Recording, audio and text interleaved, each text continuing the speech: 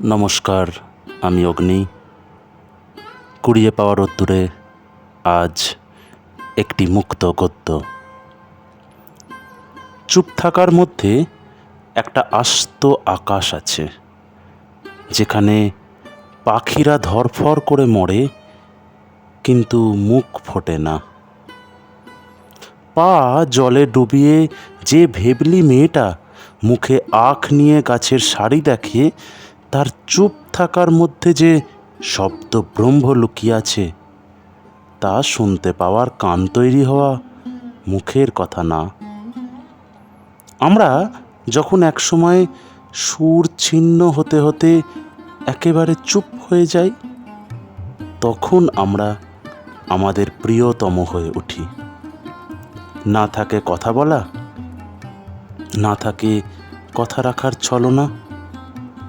একা থাকা এক অভ্যাস, ভালো না, খারাপ না। চুপ থাকা এক অভ্যাস, ভালো না, খারাপও না। কেবল সে অভ্যাসে কেউ অভ্যস্ত হতে চায়নি কোনোদিন, আর একবার হয়ে গেলে ছাড়তে চায়নি কোনোদিন। ধন্যবাদ।